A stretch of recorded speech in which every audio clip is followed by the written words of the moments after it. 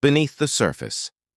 The restaurant Nathaniel chose for their thank you dinner was exactly what Olivia expected from a billionaire private dining room. Staff that appeared and disappeared with ghostly efficiency and a menu without prices. What she hadn't expected was Nathaniel's evident discomfort. "Is everything all right?" she asked after their third stilted exchange. Nathaniel glanced at Ethan, happily coloring the children's menu. "I'm not particularly adept at casual conversation. Daddy only talks about business or boats," Ethan contributed helpfully. "And sometimes he doesn't talk at all for a whole day." Nathaniel winced. "Thank you for that assessment, son." Olivia bit back a smile. "Well, I talk to 5-year-olds all day. Why don't we start there? Tell me about your company, but explain it like I'm in kindergarten." The request visibly relaxed him. "Pierce Innovations develops clean energy storage solutions," he began, then caught himself. "We make big batteries that help save the planet?" "Better," Olivia encouraged. "And why do you love it?" The question seemed to catch him off guard. "I don't know that love is the word I'd use." "Then why do it?" Nathaniel was silent for a moment. "It was my mother's passion. She was a brilliant environmental engineer. After she died, I promised to build something that would make a difference." The personal revelation hung between them, unexpected and unplanned. "My mom died too," Ethan said suddenly. "But I don't remember her." Olivia's heart clenched at the matter-of-fact way he delivered this information. Nathaniel's expression shuddered, his jaw tightening. "Catherine, my wife, passed during childbirth," he explained quietly. "Ethan knows her through photos and stories." Recognizing the heavy turn in conversation, Olivia gently steered them toward lighter topics. By dessert, Nathaniel had relaxed enough to laugh at her stories of kindergarten mishaps. The sound was rich and warm, as though rarely used. That dinner became a weekly tradition. Each Thursday, Nathaniel would collect Olivia from her apartment, with Ethan eagerly waiting in the car. Sometimes they went to restaurants, other times to museums, aquariums, or parks, places Olivia suggested that Nathaniel had never considered taking his son. On a crisp October afternoon, they visited a pumpkin patch outside the city. Olivia showed Ethan how to thump pumpkins to check if they were ripe, their laughter echoing across the field. When she glanced up, she caught Nathaniel watching them, an expression of such naked longing on his face that it stole her breath. He quickly composed himself when he noticed her gaze. But something had shifted. Later, while Ethan was distracted with apple cider donuts, Nathaniel confessed, "I've never known how to be the father he deserves. Business, I understand. Clear objectives, measurable outcomes. Parenting is terrifyingly subjective." "You're doing better than you think," Olivia assured him. "Because of you," he said quietly. "You brought something into our lives that I didn't even know was missing." Their relationship evolved gradually. Olivia began receiving text messages from him, awkward at first, then increasingly comfortable. She found herself looking forward to his dry observations about board meetings or his genuine questions about handling Ethan's nightmares. One evening, after Ethan had fallen asleep during movie night at Olivia's apartment, Nathaniel helped her clean up the popcorn strewn across her living room floor. "I fired Ethan's 4th nanny last week," he said abruptly. "Oh?" "She was perfectly competent. Excellent references." He paused, looking troubled. "But she's not you. No one compares to how you are with him." "Nathaniel, I find myself inventing reasons for us to see you," he admitted, standing very still in her tiny kitchen. "It's unprofessional." "Probably inappropriate." Olivia stepped closer. "And if I told you I look forward to those invented reasons?" The vulnerability in his eyes nearly undid her. Slowly, giving her every chance to move away, Nathaniel leaned down. His kiss was gentle, questioning. A man unaccustomed to letting anyone see beneath his carefully constructed surface. When they separated, Olivia saw something she'd never expected from the famously controlled Nathaniel Pierce. Tears gathering in his eyes.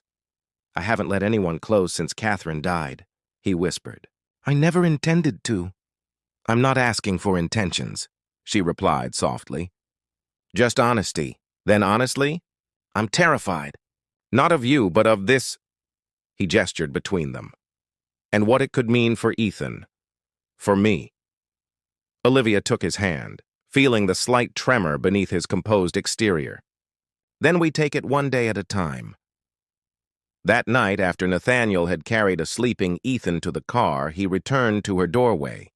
No pretense, no carefully chosen words. Just a man standing before her, finally brave enough to show himself completely. "Tomorrow?" he asked simply. Olivia smiled. "Tomorrow." Tides of Opposition. The photographs appeared in the Sunday edition of the city's most prominent gossip column. Nathaniel Pierce exiting Olivia's apartment building, Ethan in his arms. The headline blared, "Billionaire's new nanny or something more." Olivia's phone began ringing at 6 a.m. Fellow teachers, old friends, even her landlord, all curious about the secret relationship she'd supposedly been hiding. By Monday morning, reporters lingered outside Westbrook Elementary. The school principal called Olivia to her office, expression grave. "While your private life is your business," she began carefully, "when it affects our students' learning environment." Olivia understood the unspoken warning. The media frenzy threatened to disrupt the entire school. That evening, Nathaniel arrived at her door looking haggard. "I'm sorry," he said. "My visibility makes this complicated. Your PR team wants you to distance yourself." Olivia guessed. His silence confirmed it. "They're concerned about optics, the billionaire and the kindergarten teacher. It reads like a cheap romance novel." She kept her voice light, though her heart felt anything but.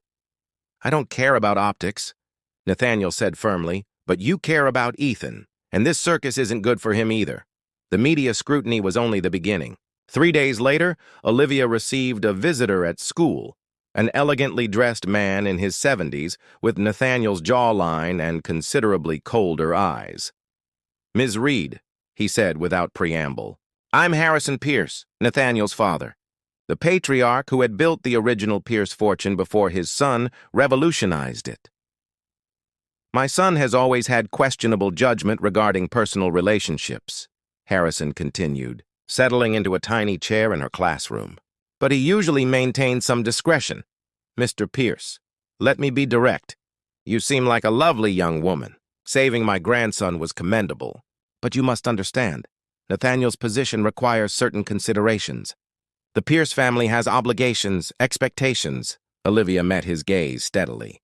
"With all due respect, sir, that's for Nathaniel to discuss with me." Harrison's smile didn't reach his eyes. "I admire your confidence. A teacher's salary in this district is what, $45,000 annually? Nathaniel's worth exceeds $8 billion. People will question your motives, regardless of how this began."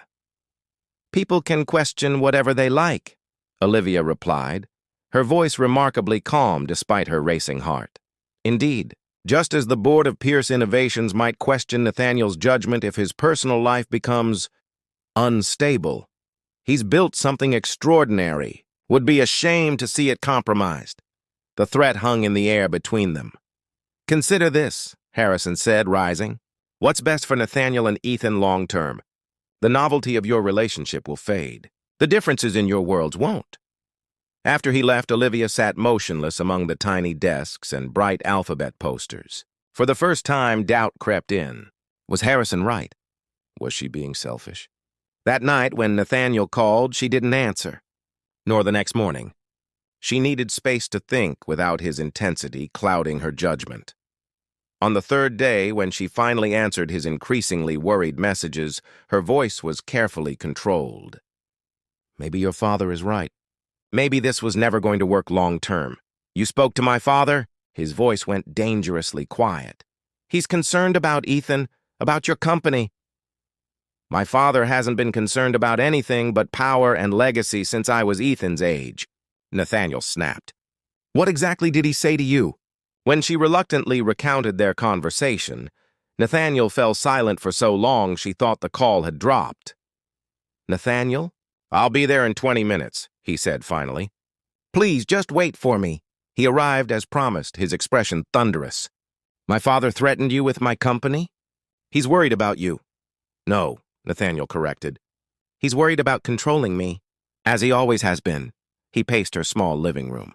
"Do you know why I rarely took Ethan anywhere before meeting you? Why we lived like recluses? Because every decision I've made has been second-guessed by my father, the board, the press. I've spent my entire life being told who to be, who to associate with. He stopped before her, eyes blazing with an intensity she'd never seen. But you walked into a burning yacht without a second thought because it was the right thing to do. You treat Ethan like a person, not a Pierce heir. You see me, not my net worth. His voice broke slightly. Don't let my father take that away, please. Olivia hesitated. The differences between us are real, Nathaniel. Your world and mine are just geography, he finished. The parts that matter, who we are, what we value, those align perfectly. He knelt before her, taking her hands. I've spent my life making difficult choices, but this is the easiest one I've ever faced. If it comes down to my father's approval or you, there's no contest. The conviction in his voice made her chest ache. I don't want to be the reason you lose anything. You're the reason I've found everything that matters, he countered. My father, the board, the press, they'll adapt or they won't. But I won't let them dictate my happiness. Not anymore. For the first time, Olivia saw not just vulnerability in Nathaniel, but absolute certainty. Despite the storm surrounding them, he had never seemed more at peace with himself. So, she said softly, what happens now? His smile held both determination and tenderness. Now we write our own story, regardless of who approves of the plot. Beneath the Willow. The autumn air carried a bitter chill as Olivia Harrison knelt beneath the sprawling willow tree, her fingers trembling as they worked the soil. The small wooden box in her hands, hand-crafted walnut with brass hinges, felt impossibly heavy for its size. Inside nestled a platinum band topped with a modest diamond, the engagement ring Thomas had given her just 6 months before. I can't keep it, she whispered to the empty garden, her words disappearing into the wind, but I can't let it go either. 3 weeks had passed since the diplomatic convoy explosion in Damascus. 3 weeks since the embassy official had appeared at her door with condolences and few details. 3 weeks of hollow days and sleepless nights, of funeral arrangements and packing away Thomas's belongings from their small apartment. The Willow had been their special place on his family's estate, where they'd shared their first kiss as teenagers, where he'd proposed last spring, where they'd planned to build their home after the wedding. Now it would guard this piece of her heart that she couldn't bear to wear but couldn't throw away. Olivia wiped tears with the back of her hand, leaving a smudge of dirt across her cheek. She placed the box carefully in the small hole she'd dug, then covered it with soil and arranged fallen leaves over the freshly disturbed earth. No marker, no stone, just her memory and the whispering branches above. I guess this is goodbye, she murmured, pressing her palm against the ground. As she walked back toward her car, Olivia didn't notice Penelope Reed watching from the main house's window. Thomas's mother had never approved of their engagement, the son of a prominent political family marrying a simple teacher with no connections or fortune. Penelope's thin lips curved into a satisfied smile as she let the curtain fall back into place. That evening, Olivia packed the last of her things into her hatchback. She wouldn't be returning to the Reed estate again. Their shared apartment in the city had already been vacated, her meager possessions now heading for a small rental cottage near the community college where she taught literature. Thomas's diplomatic security career had taken him around the world while she built her life teaching Austen and Dickens to freshmen. Professor Harrison, she practiced saying aloud as she drove away, testing how the name sounded without the future Mrs. Reed that would never come to pass. The engagement ring might be buried, but the phantom weight remained on her finger. As Olivia disappeared down the long driveway, her phone buzzed with a message from an unknown international number. It went unread as she drove into her uncertain future, the screen briefly illuminating with the words, "Something's wrong." Don't trust what they... In a private hospital room thousands of miles away, Thomas Reed lay unconscious, his face bandaged, his identity bracelet reading John Doe, while men in dark suits spoke in hushed tones about necessary sacrifices and national security. The explosion had been no accident, and Thomas Reed would need to stay dead. at least until the operation was complete. Ghosts of the past. 8 years passed like a slow-turning page. The willow tree grew taller, its branches hanging lower, as if weighed down by the secret it kept beneath its roots. Thomas Reed stood before his family's old estate, now weathered and partially reclaimed by nature. After selling the property following Penelope Reed's passing last month, he had mere days to collect any remaining personal items. His reflection in the car window showed a face changed by time. A neat beard covering the faint scars along his jaw, eyes that had seen too much. "You don't have to do this alone," said Dominic, his physical therapist-turned-friend, who had driven him from the airport. "Some ghosts you have to face by yourself," Thomas replied, his voice carrying the slight rasp that remained from smoke inhalation damage. The official story was simple. Thomas Reed had survived the explosion, but suffered severe injuries and trauma-induced amnesia. For years, he'd lived under protected status while recovering in a military facility in Germany, his identity unknown even to himself. Only when memories began returning 18 months ago did the truth slowly assemble, itself like a broken mirror being pieced together, each shard reflecting fragments of his former life. What remained unclear was why no one had searched for him, why his family had so readily accepted his death, why his possessions had been cleared away with such efficiency. Thomas wandered the overgrown gardens behind the main house, pulled by some half-remembered instinct. The willow's curtain of leaves parted as he pushed through, revealing the hidden sanctuary within. He knelt, running his fingers through the soil, unsure what he was searching for until his knuckles struck something solid.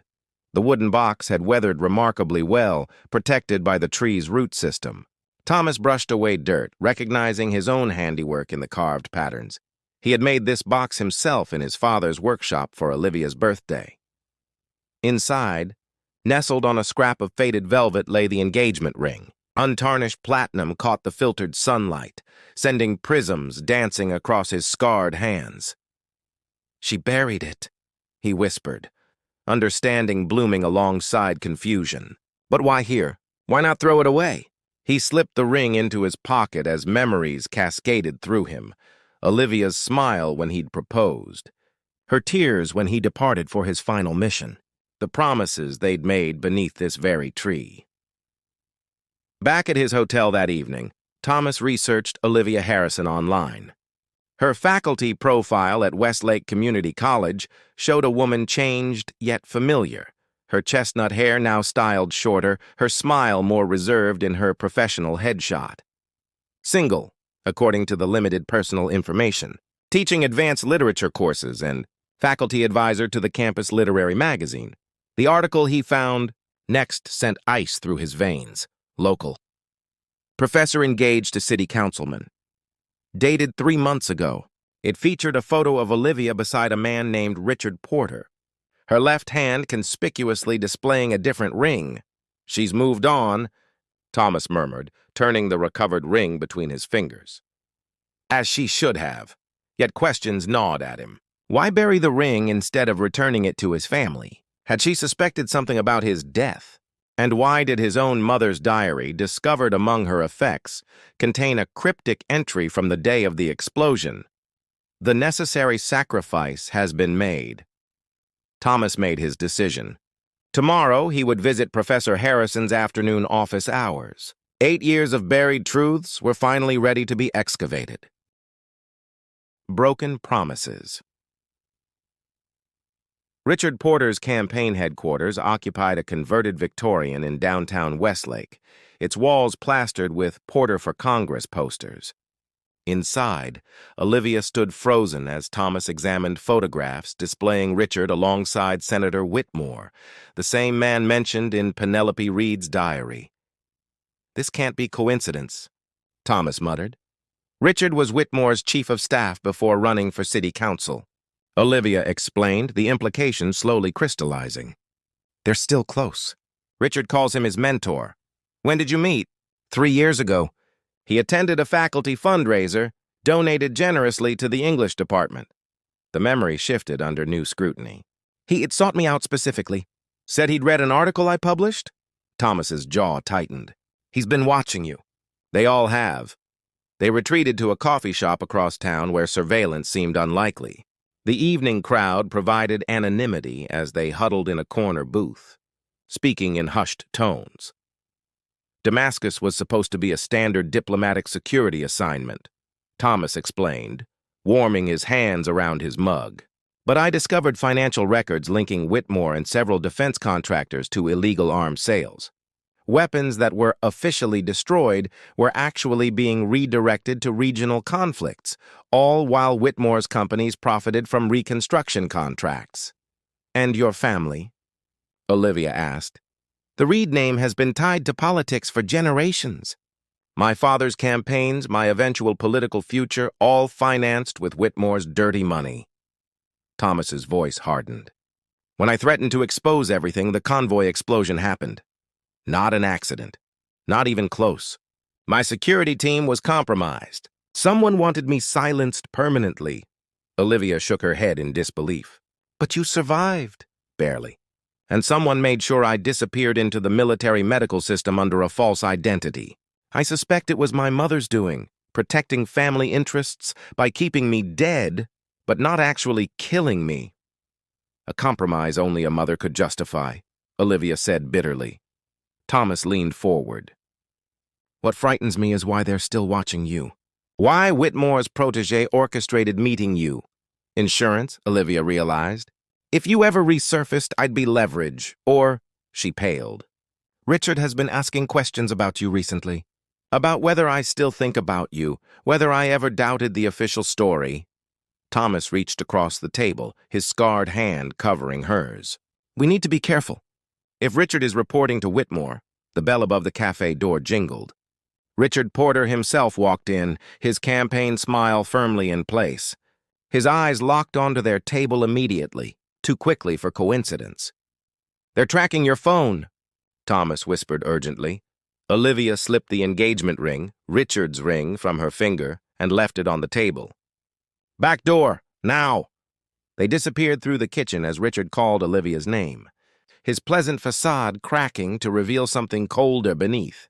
That night, they drove to neighboring Oak Ridge, checking into a motel under false names. In the safety of anonymity, Olivia made a call to her trusted colleague, Professor Jameson.